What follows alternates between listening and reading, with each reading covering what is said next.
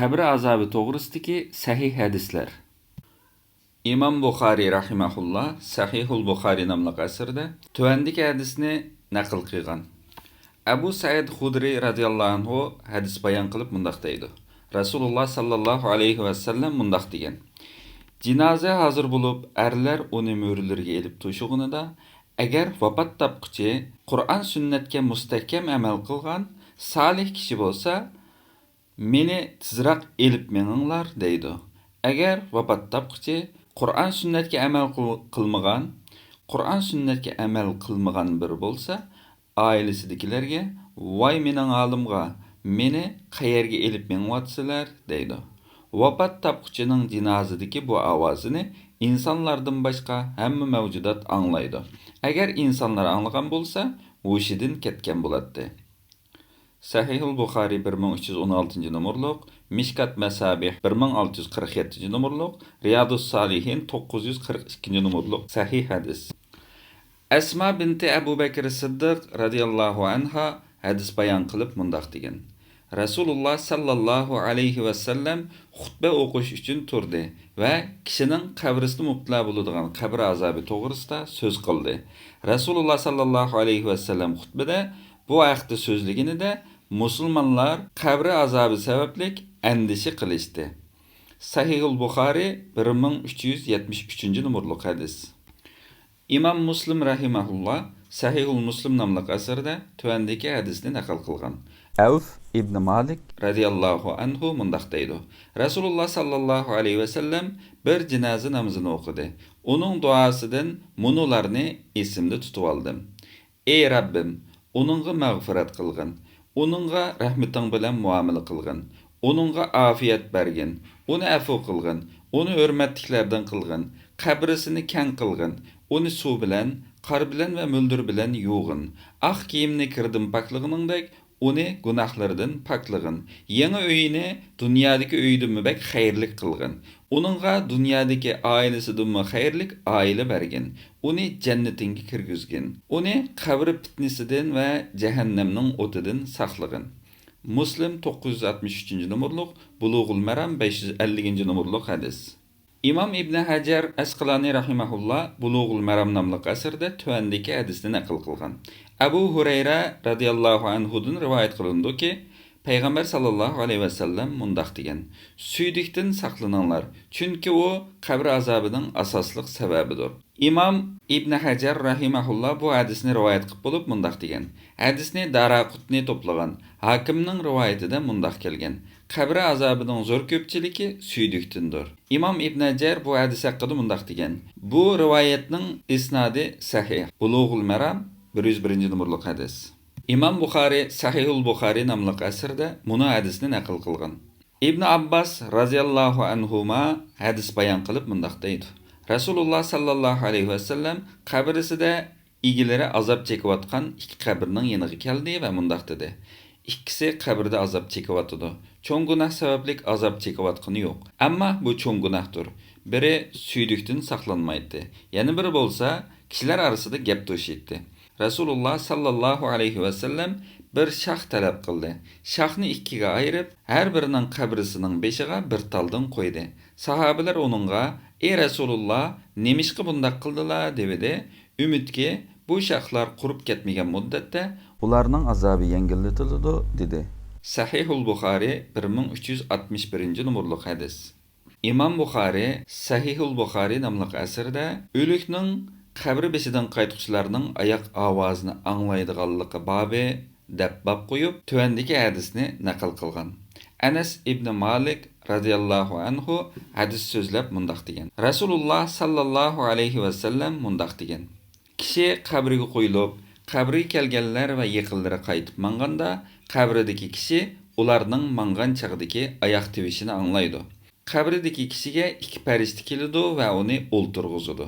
Farishta uningga Muhammad sallallohu alayhi va sallam haqida nima deyting deydi. U: "Men uning Allohning bandisi va rasuli ekanligiga guvohlik berman" deydi. Farishtalar uningga do'zaxdagi joyingga qarag'in. Allah uning o'rnini jannatdagi turalg'uga o'zgartib berdi deydi. Rasululloh sallallohu alayhi va sallam davomlashtirib mundaq dedi. Bu kishi hem do'zaxdagi hem jannatdagi o'rnini ko'radi.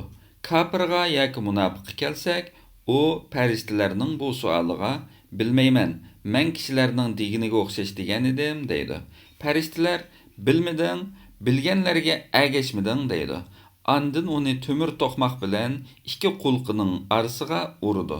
U shu darajada faryod bilan varqiraydiki, uning faryodini inson bilan jindan boshqa hamma maxluq anglaydi. Sahihul Buxoriy 1338 1374 numaralı hadis. İmam Ahmad Abu Said Xudri radıyallahu anhudan rivayet qilgan hadisda, agar Rabbingni inkor qilgan bo'lsang, jahannamdagi turalgan mushu bo'ladi deyilgan.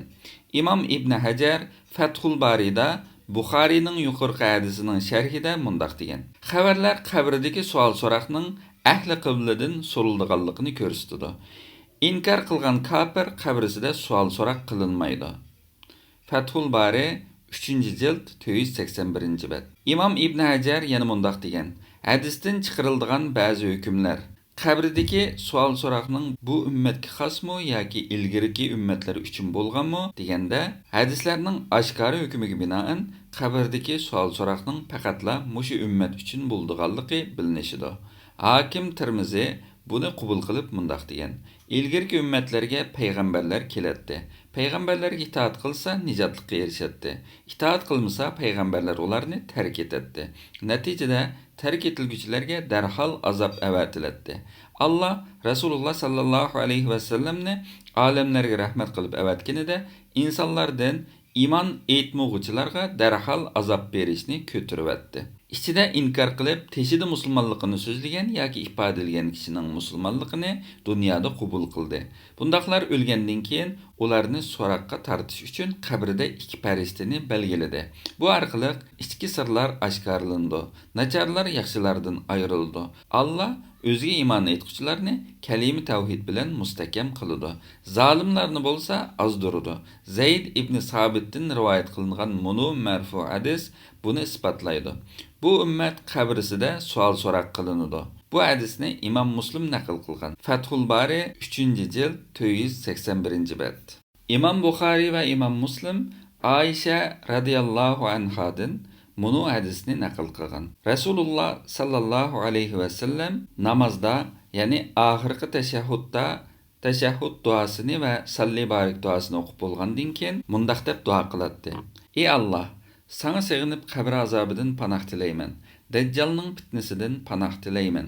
Hayotlikning va o'limning fitnasidan panoh tilayman. Gunoh qilishdan va qarzdor bo'lib qolishdan panoh tilayman. Sahobalardan biraylar qarzga tushib qolishdan ajab ko'p panoh tilaydi ekanlar dedi. Rasululloh sallallohu alayhi va sallam mundaq dedi. Kishi qarzga tushib qolganda so'zlasa yolg'on so'zlab soladi. Va'da bersa so'zida turolmay qoladi. Buxoriy 883 numaralı, Muslim 589 numaralı, Mishkat Masabi 939 numaralı, Musnad Ahmad 26075 numaralı hadis. Bu hadisni yana İmam Nasai, İmam Tabrani qatorliqlar naql qilgan. İmam Nasaining lafzida Rasululloh sallallohu alayhi va sallam qarzga va gunohga tushib qolishdan ko'p panoh tilaydi deb kelgan. Rasululloh sallallohu alayhi va sallam mundaq degan. Sizlardan biringlar o'lganda qiyomat kuni boradigan joyi atigan va oqshomda uningga ko'rsatiladi. Agar u kishi jannat ahlidan bo'lsa, jannatdagi o'rni, jahannam ahlidan bo'lsa, jahannamdagi o'rni ko'rsatildi va mana bu qiyomat kuni Alloh seni borg'izdigan joydir deyiladi.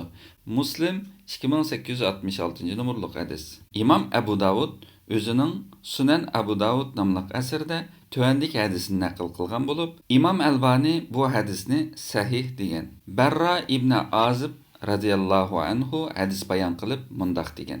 Biz Rasululloh sallallohu alayhi va sallam bilan birlikda Ansardan bir sahobini dafn qilish uchun qabristonlikka chiqdik. Qabrga yetib kelganimizda meyit qabrisiga qo'yilib bo'lgan edi. Rasululloh sallallohu alayhi va sallam o'ltirdi. Bizmi atrofida o'ltirdik.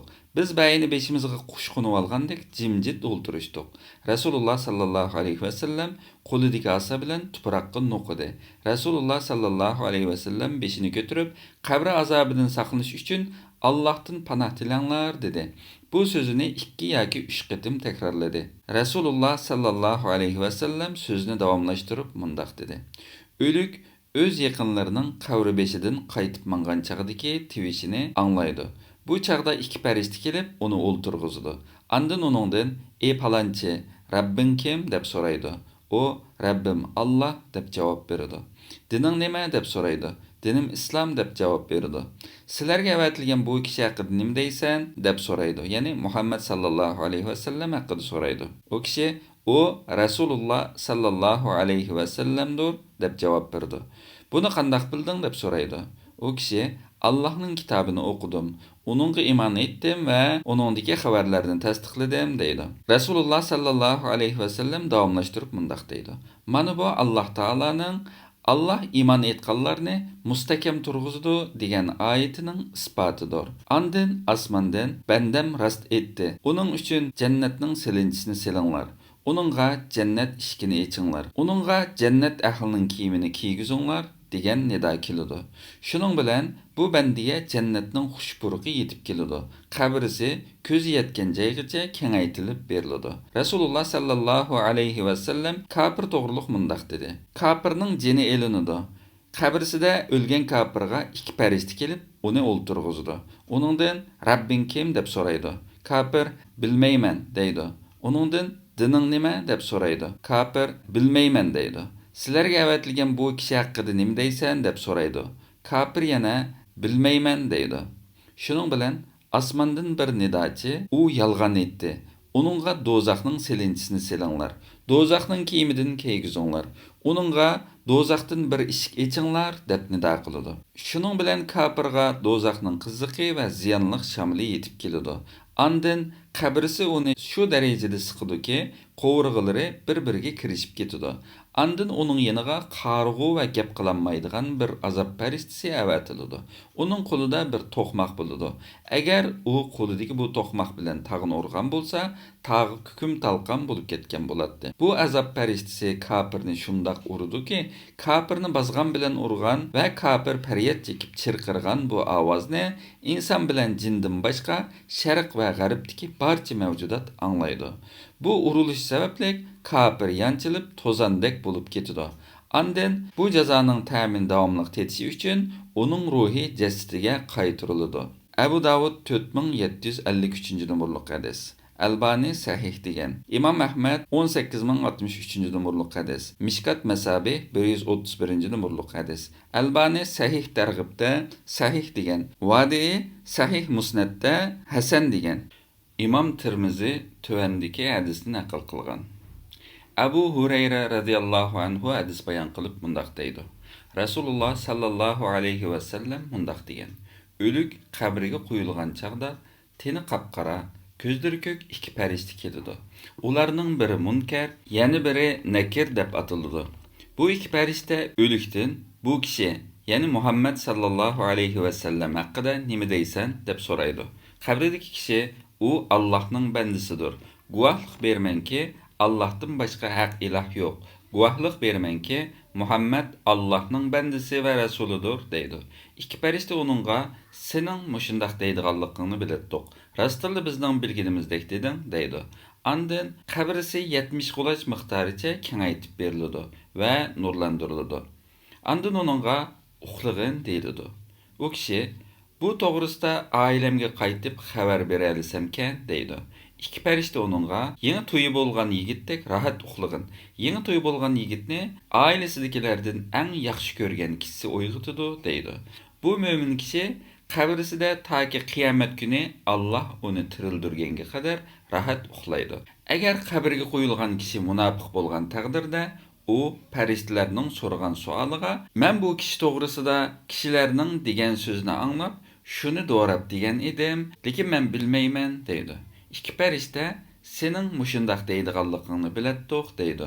Andin qabriga uni siq deb buyuruydi. Qabra uni shunchavala siqidiki, qo'rg'ilari bir-biriga kirishib ketadi. Taki Alloh uni qiyomat kuni tirildirganga qadar qabrda uningga beriladigan azob mush shaklda davomlashadi. Tirmizi 1071-numurluq, Mishkat 130-numurluq hadis.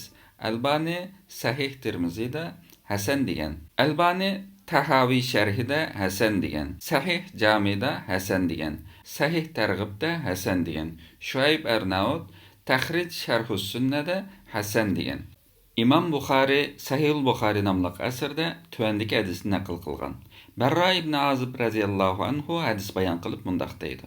Rasululloh sallallohu alayhi va sallam mundaq degan: Mo'min qabrisiga qo'yilganda jini tiniga qaytariladi. Ondan Allohdan boshqa haq iloh yo'qligiga, Muhammadning Allohning rasuli ekanligiga guvohlik berdi. Bu Allohning munu so'zidindir. Yusabbitullahul-lazina amanu. Allah müminlerini sağlam sözde müstehkem kılıdı. Sure İbrahim 27-ayet. Şabi mundaq degan. Bu ayet qabr azabı haqqida nazil bolgan. Sahihul Buxari 1369-numurluq hadis. İmam Muslim tuvandagi hadisni naql qilgan. Sahaba Amr ibn As radhiyallohu anhu ölüm esnasida o'g'liga mundaq degan: Agar vafot bo'lsam, keynimdan varqirab jarqirmanglar, o't yoqmanglar. Meni qabriga ko'mgandan keyin qabramga to'pini ravurus tashlanglar. Andin bir to'gini so'yib bo'lgan miqdorcha qabramning beshida turinglar. Bu orqali tasalli topay va bu asnoda Rabbimning elchilariga, ya'ni ikki farishtaga qanday javob berishga tayyorlik qilib olay. Muslim 121-numurluq, Mishkat 1716-numurluq hadis. Osman ibn Affan radhiyallohu anhuning azobgardisi Hani mundaq degan. Osman radhiyallohu anhu biror qabri yeniga kelsa, saqli o'l bo'lg'idek darajada yig'laydi. Uningga jannat va do'zaxni tilga olsang yig'lamaysan. Buningdan yig'lamsan deyilganida u mundaq dedi. Rasululloh sallallohu alayhi va sallam mundaq degan edi. Qabra oxirat manzilidan tunji manzil. Kim uningdan qutulsa, keyingi ishlari oson bo'ladi. Agar uningdan qutulolmasa, uningdan keyingi ishlari texomatas bo'ladi degan edi. Bu hadisni Imom Ibn Majah Sunan Ibn Majah nomli asarda naql qilgan. Tirmizi Sunan Tirmizi nomli asarda naql qilgan. Imom Ahmad Musnad Ahmad nomli asarda naql qilgan sahih hadis.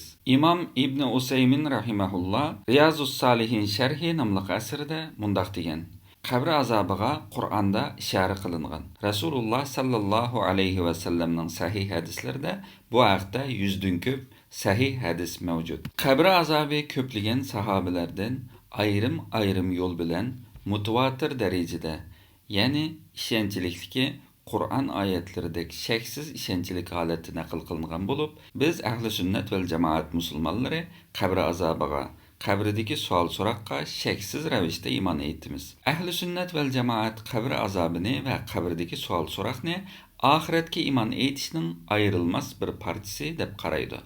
Ahli sunnat va jamoat qabr azobini va qabridagi savol-so'roqni inkor qilishni dindan chiqaradigan kofirlik deb qaraydi. Allami ibn Usaymin Riyadus Solihin Jibril hadisi sharhi. İmam İbn Taymiye rahimahullah Aqidatul Vasitiya nomli asarda mundaq degan: Rasululloh sallallohu alayhi va sallamning o'limdan keyin yuz beradiganligini xabar qilgan barcha xususlarga iymon etish oxiratga iymon etish jumlasidandir. Bu nuqtadan mo'minlar qabr fitnasiga, qabrdagi azobga va ne'matga ishonadi. Chunki Rasululloh sallallohu alayhi va sallam buni xabar qilgan. Qabr fitnasiga kelsak, İnsanlar qabrisida savol-so'roq qilinadi. Munkar Nakir ismli ikki farishta qabridagi kishidan Rabbing kim, dining nima, payg'ambaring kim deb so'raydi. Alloh taolo dunyodami, oxiratdami mo'minlarni tavhid kalimasida mustahkam turg'izadi. Mo'min Rabbim Alloh, dinim islom, payg'ambarim Muhammad sallallohu alayhi va sallam deydi. Shubhlanguchi bo'lsa, bilmayman. Men insonlarning bir narsalarni deganligini anglab, shuni degandim deydi. Buning bilan u temir to'qmoq bilan uriladi. Shundaq bir faryod chekadiki, insondan boshqa hamma mavjudot uning faryodini anglaydi. Agar inson uning faryodini anglaydigan bo'lsa, cho'qim hushidan ketgan bo'ladi. Qabridagi bu savol so'roqdan keyin ya ne'mat, ya azob bor. Qabrdagi azob yoki ne'mat kishiga qiyomat qoyim bo'lganga qadar davom qiladi. Qiyomat qoyim bo'lganda ruhlar badanlarga qaytariladi. Imom Ibn Taymiya Aqidatul Vasitiya